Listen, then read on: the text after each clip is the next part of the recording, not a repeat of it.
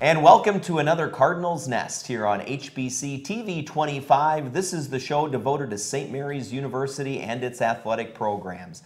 I'm Dean Beckman. This is Sports Information Director Donny Nadeau, and Ward Berndt, the head coach for cross country, both women and men, joining us here on the Cardinals Nest today. Ward, welcome back. You've been on the Cardinals Nest many times. You're a wily veteran at it, 13 years now, coaching cross country at St. Mary's. So lucky number 13, right? Let's hope so. So has it felt lucky number 13 this year? Tell us how the year's been going for you a little bit here. In some ways, it has felt pretty lucky. On the guys' side, we got a bunch of good freshmen coming in. It's been really fun seeing them develop too. And from the start of the season to now, it's been some good progress.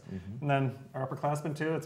They had a good summer, so it's nice to see that we can rely on them, and I think it's going to be a good season towards the end of it. So yeah, good. And what, you're about 3 meets in now? You've got a couple of more meets to go. So as we look specifically at the 3 meets that you've had so far, what have been some of the highs of those 3 meets? The first meet, I need to figure out who we were, what we were working with. On the first of their home meet, it's a tough course. So sure. It's just kind of fun to see who put their mileage in and stuff like that. Our second meet, we definitely exposed the freshmen to how big some of the meets can be. It was a little bit eye-opening for them, and I was glad we got to our third meet. It was a bit of a smaller meet. We could really be competitive with it.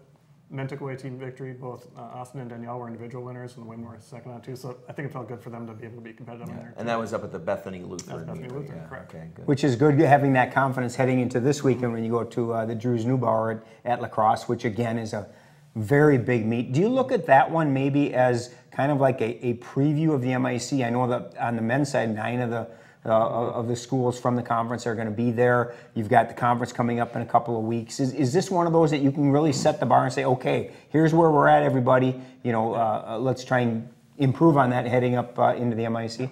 Absolutely. This one's a really good indicator. Like you say, the amount of schools that are going to be there, and the course is going to be somewhat similar because we're at a different conference course this year. So I think these 2 courses are going to be pretty similar.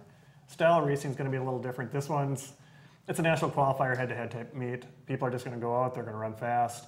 Our conference tends to be a little bit more strategic, so it'll be interesting to see who's out there who can really move, and we'll see how we match up from there. You know, one of the things that I've noticed, and we talk about 13 years, and I've been here longer than that, but one of the things that I've noticed from your coaching standpoint, scheduling-wise, I know early in your career, it was every week. We're going to schedule a meet, we're going to race every week. You've kind of changed that in about the last 3-4 years to almost an every other week type of a format. Talk a little bit about that and what made you want to make that change. Really, we started looking at meets and realizing people are starting to decline towards the end of the season. Racing takes a lot out of you, and it took more out of them than I think I realized at that point.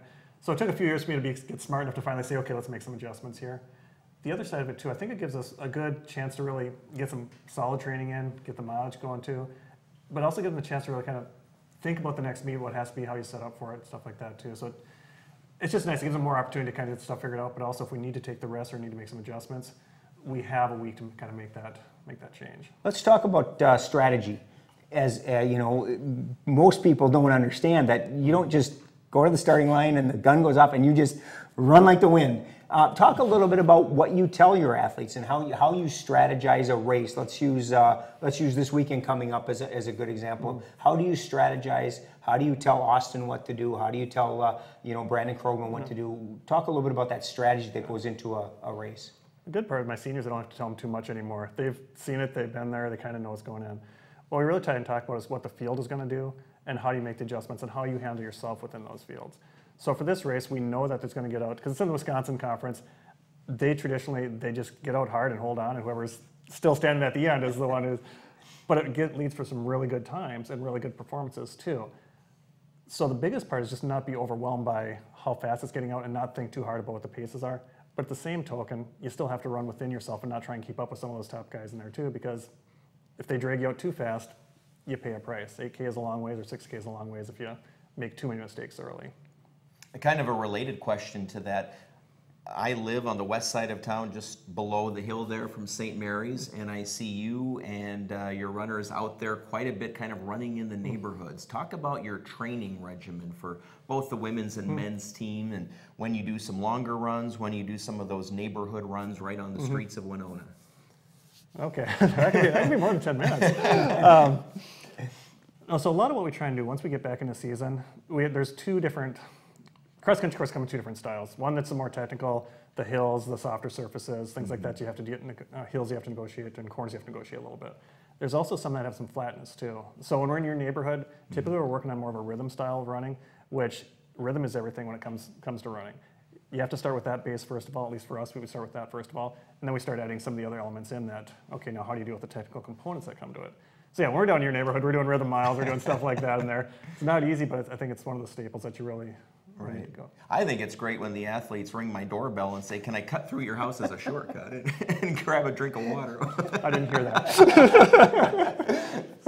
Can you talk a little bit about the upcoming MIC championships and what you do want to see from your athletes? I know that it really is one of two meets that you guys really gear your whole season to. What's the approach now heading into that in basically 3 weeks? So I think the good news is we're going to have this Saturday, we're going to be able to look at some of the performances and times and really see, because we know who our target schools, we think we know who our target schools are at this point. Now that we're going to get the head-to-head, we're really going to know what our target schools are. And we kind of know their history and style of racing too. So it's going to be nice, especially for underclassmen, to see, okay, McAllister is here, Gustavus is here, Bethel's here, and really who has to take care of what business. We do know it's going to go a little bit more conservative, which is always, I think in some cases to our advantage. It can get the freshmen up there a little bit further into the race and keep them in the race longer if they don't freak out, if they just stay relaxed and comfortable with it, and then just make the necessary moves when they need to. Got our guest coming on after you in senior Austin O'Hare. Talk a little bit about his progression from his freshman year to now. Now he is basically the leader of this men's squad. Talk a little bit about Austin and what he's brought to this team. Austin's been a little bit interesting for me.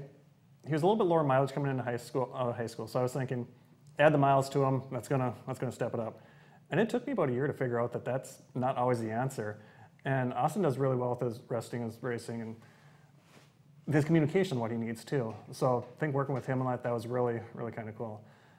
He was more of a track guy coming in, really good rhythm runner, was able to shift gears, paces, position really well. Cross country was always a bit of something that wasn't his forte. And he's really, last year I think at the regional meet, he really had a breakthrough performance. He really kind of understood how to race courses and when to press, when not to, and really how to handle some of those hills and some of the other elements that come along with cross country. So it's been a really fun progression. And sticking with the men's team, who have been some other runners that have been a nice surprise for you this year? So of course we expected Brandon to be part of it too. And Ben Borash has been having a really good couple breakthrough practices too, and we've been kind of waiting for it, and it seems like it's happening right at the right time. So that part's been really good. And actually, Ben's former high school teammate Jordan Malakowski didn't quite know what I was getting with him. Like, I knew he was a good track person, and he had a couple of good cross country races, but he's been really able to stick his nose in there too, and he's really been very helpful up towards the front and doing a very good job. So. Good. And then how about on the women's side? Who's been kind of breaking through there and standing out? Danielle's been definitely our breakthrough of this year too. So. She's been our top runner for every single meet too, and it's been fun watching her in the practices figure things out that she hadn't quite figured out before. It's been really fun just seeing her implement those things, and then she also has the ability to put it into a race pretty quickly too. So it'll be really interesting seeing how that goes too. Good. So with the conference championships coming up October 28th, I believe, on that Saturday, the end of the month here, do you feel like everyone's, like you said with Ben, are they peaking at the right time, do you feel? And we've had a couple of good weeks moving forward. I feel like the momentum's good. We just have to make sure we keep the momentum going and everybody stays healthy and stays away from the colds and flus and stuff like that. Right, so. Right, good. So we've got Austin O'Hare coming up next. He'll be where you're at. What should we know about Austin that you haven't already said? Any little tidbits you can share with us? I'll let you find that on your own. All right.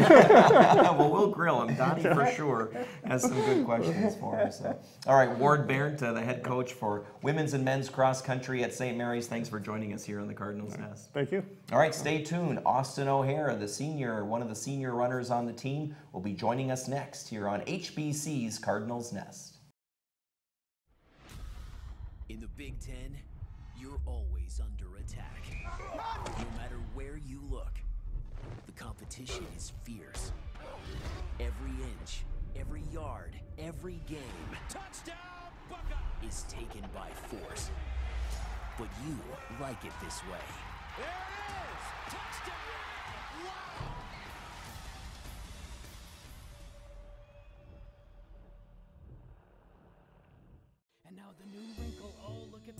prancing from Lady Poodle, which goes into a conga line.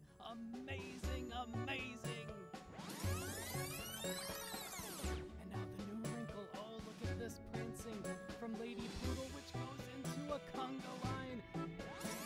Play, pause, rewind. Record now and watch on your schedule. Never miss out on your favorite shows. Free DVR service and equipment is included in all GigaWorld packages. NASCAR racing is about a whole lot more than just cars going around a track. It's about people who drive, people who engineer, people who plan, people who know how to put it all together. Meet the people who make the cars go round every week on Raceline. Watch Raceline here every week.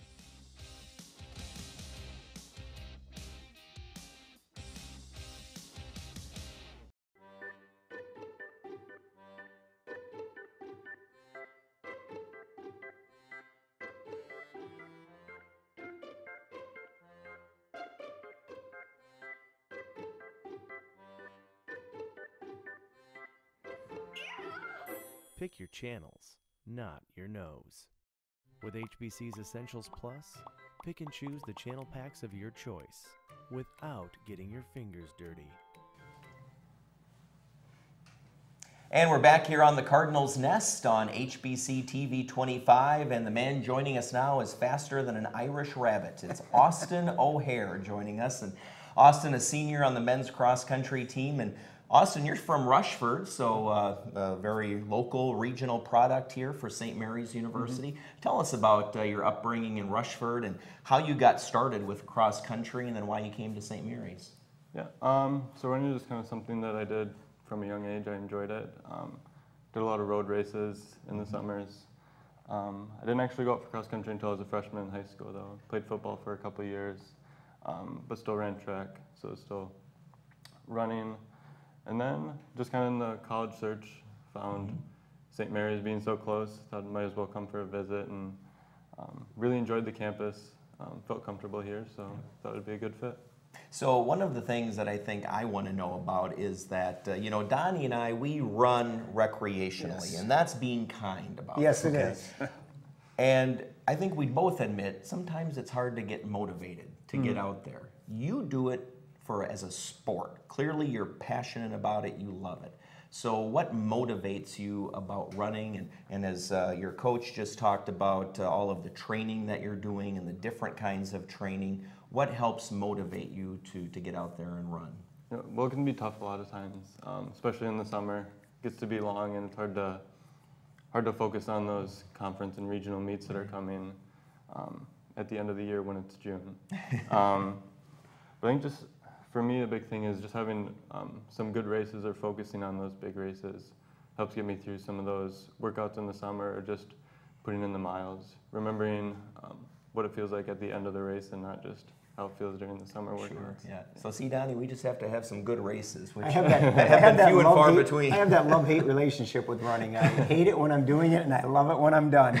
But talk a little bit about the training, because you know, in that instance, I know a lot of people, you know, that are just kind of casual runners. You wear your headphones and you know, kind of listen to music. How do you get in your zone when you're running? Because I know when you guys train, you're not talking 2-3 miles here. You're out for out for a run. How do you make that happen? I don't know. I think as you do it longer, you just kind of, I don't know. I enjoy that feeling during a lot of the runs. So it helps get me through it. Knowing kind of what I'm working towards helps a lot. Whether it's a recovery day and you know you need to recover, or to work out and you're really trying to get faster that day. Just focusing on the goal of the workout. Can you talk a little bit about your progression as you know, the freshman coming in having never run an 8K to now a senior, one of the top runners on the team? Talk a little bit about that progression and how you've gotten to where you're at today. I think that's tough for cross country, especially on the men's side. Going from a 5K in high school to an 8K in college, that's a big jump. So really, a freshman year is just kind of trying to figure out what it's like to race an 8K and hopefully figuring out. And since the season, you know, you don't get many opportunities to race, which is a benefit in a lot of ways, but you also, by the end of the year, you realize you only ran 4 or 5 8Ks. But then just building up that confidence to the next few years. Getting faster makes it a lot easier. Who you're racing against, you figure out how to handle hills and that rhythm that Ward talked about. And then by senior year, it makes, I don't know, it makes things much more simpler. Everything comes a little easier and slower. I don't know. You know, talk about some of your mentors over these past 4 years. I've got to imagine Jovan would have been one of them, Jovan Newsom, who we had on the program here last year on the Cardinals Nest. Just talk about some of the people that when you were first starting out as a freshman really helped you along the way and sort of helped you become the runner that you are today. Yeah, so there's Jovan, and then also Aaron Haley was a senior on the team when I came in. So those two helped a lot, just about how they handle workouts, recoveries, I don't know, their approach to everything. Really kind of showed you how to, your mindset going into it and what success, how they achieve their success. That helped a lot. And then both just showing me kind of what are possibilities.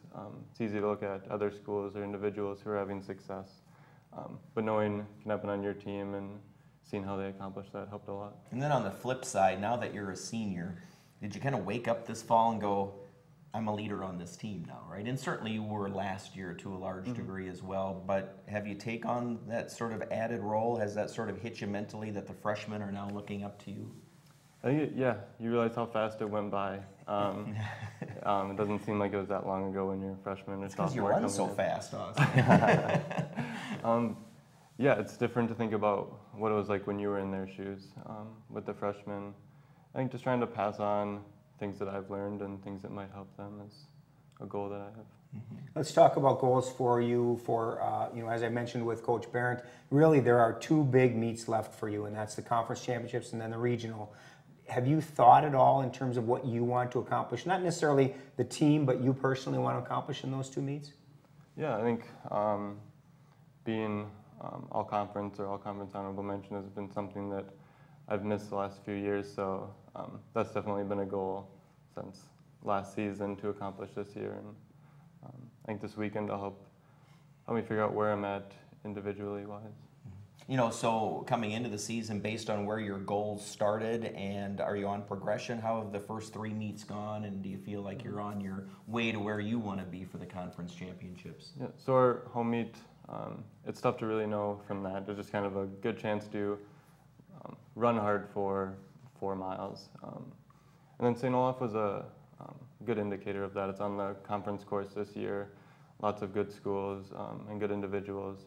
So we really got to figure out where I was then. And then at Bethany Lutheran, it was a bit of a down race as far as competition-wise. We weren't facing any other MIAC schools, so we couldn't really compare. But I think at lacrosse this week will give a good chance to gauge where I'm at. Do you like some of these bigger meets, like the one in lacrosse this weekend, or do you prefer some smaller ones, or do you like the mix that you've had this year? I think the mix is good. It's tough to go and hard to really go for it every single race, even though you're putting in the same amount of effort, knowing that it's going to bring different things. The racing is going to be different depending on who's there and how many people are there. And I think it's good for just the team. Certain smaller races are going to help a lot of people, and then the bigger races are also going to give you a good chance to see what maybe like the regional meet will be like, having that many people. Sure. So what was it like at the Bethany Lutheran Invitational, being the first one to cross the finish, and really not by just a little bit? I mean, you, as I say, you blew away the field. What did that feel like? That must have been kind of a nice individual accomplishment, because obviously it hadn't been done before for you. Yeah, no, it's always nice to win a race. It's a good feeling, but it certainly doesn't mean the race was easy. Running out there by yourself can be incredibly difficult too. So it's hard to stay focused in that. You know, I talked about staying focused in the workouts, but in the race like that, when it's just you by yourself, you really want to focus on what you're doing and not what's going on behind you. I know Coach talked about the strategies and whatnot that you guys have for a race, but once the race starts, you're pretty much on your own to figure it out. How do you do that? How do you make sure that you stay on that plan that you guys have talked about, especially in a meet like you're saying with in lacrosse, where there's going to be hundreds of people there? How do you stay on task to do what you need to do? I think just knowing we do a lot of pacing in practice, So knowing what that feels like, and then going off experience you've had in other races, whether it's the course, because we've been there for a few years now, just kind of where you should be, what that feels like, knowing if you're going too fast and putting in too much effort that you're going to pay for that in the end, or if you're kind of sitting where you should be. I want to talk academics quickly. Donny needs a life education. Yes, You are I a do. life science education major, right? So a little bit different than what Donny needs, but tell us what that is and what you hope to do with that. So I hope to be a science teacher, either high school or middle school. So yeah, take a lot of biology classes to get ready for that, and then a lot of education classes as well. At what point did that hit you as what you wanted to do for a career? Growing up in Rushford, of course, surrounded by so many outdoor activities, did that play a factor? Or at what point coming into St. Mary's did you know that was the major for you? Well, I came in as a biology major, thought I wanted to do something in like the medical field, and then realizing that education kind of appealed to me. My mom's a teacher, so that was always kind of, I was around that.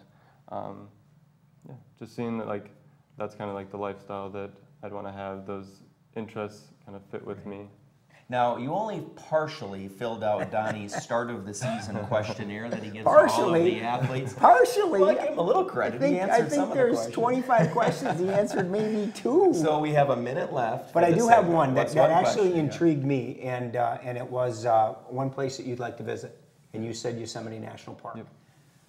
I was just there this summer. It's phenomenal. But what is it about Yosemite that intrigues you? Just seeing pictures of it just seems so beautiful. I've been to Rocky Mountain National Park the past couple of summers and loved that. And Good man. Have you seen his wife Dee Dee's pictures? You'll definitely want to go if you see his wife's pictures. Yeah, Yosemite's a beautiful. It's a beautiful. So when you did fill that question out of all of them, it certainly did intrigue me because it's neat to see the people that want to explore our national parks. So. yeah. All right, Austin O'Hare, thanks for joining us Thank here on you. the Cardinals Nest. Best of luck in the conference championships at the end of the month. Thank you. All right, stay tuned here to HBC. Coming up next on the Cardinals Nest, we'll take a look at all of the other fall sports at St. Mary's. And now the new wrinkle, oh look at this prancing from Lady Poodle, which goes into a conga line. Amazing, amazing. And now the new wrinkle, oh look at this prancing from Lady Poodle, which goes into a conga line. Play, pause, rewind. Record now and watch on your schedule. Never miss out on your favorite shows. Free DVR service and equipment is included in all GigaWorld packages. The Big 12 is not for the weak. You face Red River shootouts and destructive cyclones, with Cowboys and Longhorns ready to take you down. Every week you fight or surrender. Win or lose, you do. Or you don't. There is no other choice.